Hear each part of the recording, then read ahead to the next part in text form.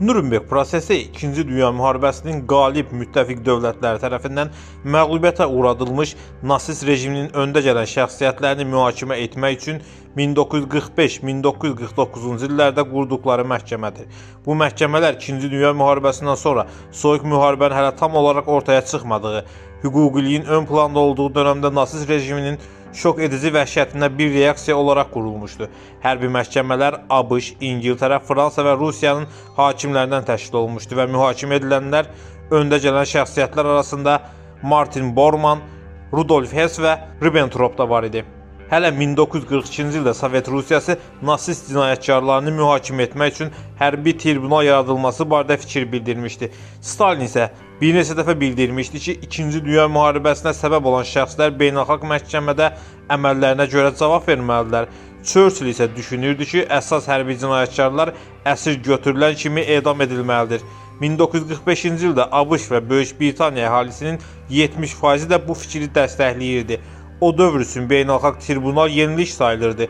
Eyni zamanda qeyd etmək lazımdır ki, 1-ci Dünya müharibəsi zamanı törətdikləri cinayətə görə Almaniya ordusunun heç bir komandanı və zabiti cinayət məsuliyyətinə cəlb edilməmişdi. 2-ci Dünya müharibəsinə qalib gələn dövlətlər 45-ci ilin yay ayında keçirilən London konfransında beynəlxalq hərbi tribunalın yaradılması barədə razılığa gəldilər.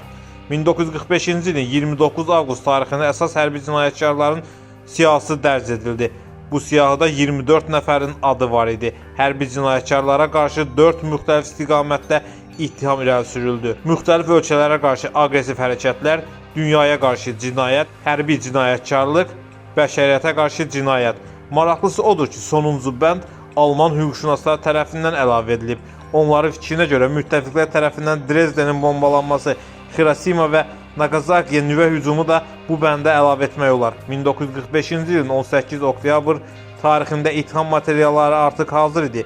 Məhkəmə prosesinə bir ay qalmış hər bir müttəhim bu materiallarla tanış oldu. Material ilə tanış olduqdan sonra Nasist Partiyasının funksioneri Robert Ley özünə qəsd etdi. Digər müttəhimlər isə hakim qarşısına çıxdı. London sazişinə əsasən beynəlxalq hərbi tribunal 4 dövlətin, yəni ABŞ, SSR, Böyük Britaniya və Fransanın nümayəndələri təşkil edilmişdi. Məhkəmənin sədri Britaniyalı hüquqşünas Jeffrey Lawrence idi. Proses başlayana qədər heç kəs şübhə etmirdi ki, məhkəmə hökmün oxunması ilə başa çatacaq. Hakimlərdən tələb edilən o idi ki, müttəhim kürsüsündə əyləşən hər bir cinayətkarın günah dərəcəsini müəyyən etsinlər. ABŞ və Böyük Britaniya tərəfi müttəhimlərə son söz vermək fikrində deyildilər, amma Fransız və Sovet nümayəndələri bu fikrə etiraz etdilər. Tribunal 217 günə başa çatdı. 400 dinləmə keçirildi. Bu dinləmələr ümumi olaraq 24.000 saat demək idi. Yazılmış sənədlərin hündürlüyü 10 metr idi. 3 milyon sənəd və uzunluğu 2400 metr olan kinolent arxivə göndərildi. Məhkəmə zalına daxil olmaq istəyən 60.000 nəfərə buraxılış vəsiqəsi verildi. 116 şahid ifadəsi dinlənildi. Proses eyni anda 4 dildə keçirilirdi. Məhkəmə təcrübəsinə ilk dəfə olaraq tərcüməçilərdən ibarət qrupdan istifadə edildi.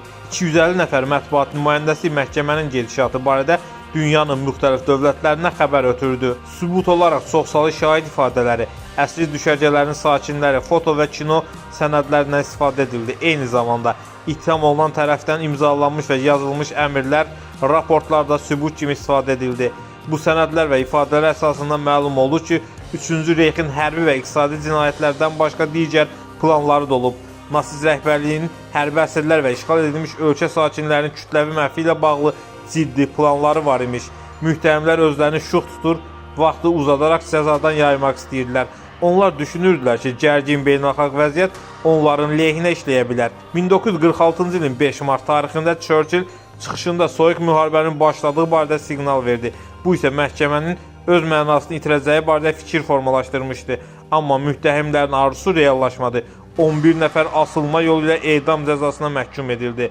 Martin Bormann tapılmadığı üçün onun haqqında çıxan hökm qiyabi idi. Demək olar ki, Nürnberg prosesi beynəlxalq cinayət hüququnun başlanğıc tarixi oldu. 1950-ci ildə Nürnberg prinsipləri hazırlandı. ABŞ dövləti isə nasistlərin maliyyəçi və alimlərinin sirrini öyrənmək üçün 11 məhkumu gizli surətdə dindirdi. Nürnberg prosesindən sonra dünyada belə bir fikir formalaşdı ki, 3-cü Reyxin bəşəriyyətə qarşı cinayət işləyən bütün rəhbərləri cəzalandırılıb. Amma əslində məsələ diqqətdən kənarda qalıb. Nürnberg məhkəməsində cinayətkarlarla yanaşı Amerikalıla əməkdaşlıq etməkdən boyun qaçıran, dövlət sirrini bölüşməkdən imtina edənlər də cəzalandırılıb. Bəzi müttəhimlər isə gizli surətdə yoxa çıxdı.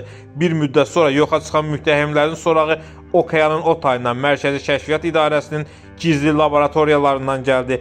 Amerikalı hakimlər qarşısına 185 müttəhim çıxarıldı. Onlardan 142-si günahkar elan edildi. 24 nəfərə ölüm hökmü oxunsa da 11 nəfər əfv edildi, 13 nəfər edam edildi. Heinrich Himmler, Walter Wüst və Wolfram Siversin rəhbərlik etdiyi Ahnenerbe təşkilatı rəhbərliyi üzərində də mühakimə keçirildi. İttiham edilənlərin cəmi 4 nəfəri həkim idi. Bu siyahıda Führerin şəxsi həkimi Karl Brandt da var idi. Digər müttəhimlər isə məxfi alim elan edilmişdi. Gizli təşkilatın administrativ idarəetməsini həyata keçirən Sivers edam edildi. Wüst isə sərbəst buraxıldı. Sivers Amerikalılarla əməkdaşlıq etməkdən boyun qaçırmış, yeni silah texnologiyalarının gizləndiyi yeri deməmişdi. Wüst isə Amerikalılarla bildiyi hər şeyi demiş, gizli laboratoriyanın ünvanını bildirmiş və orada işləyən alimlərin siyahısını vermişdi. Ahnenerbe təşkilatına qarşı keçirilən prosesin ümumi nəticəsi belə idi. 7 nəfər edam edildi, 5 nəfər ömürlük həbsə məhkum edildi, 4 nəfər isə 10-20 il arası həbs cəzası aldı. 7 nəfərə isə bəraət verildi. Bəraət alan 7 nəfərdən 3-ünün dəqiq ölüm tarixi məlumdur. Bəs digər 4 nəfər hara yoxa çıxdı? Onların izləri 70-ci illərdə ABŞ-da rast gəlindi. Amma hakimiyyət tərəfindən susturulan mətbuat bu mövzuya bir daha qayıtmadı.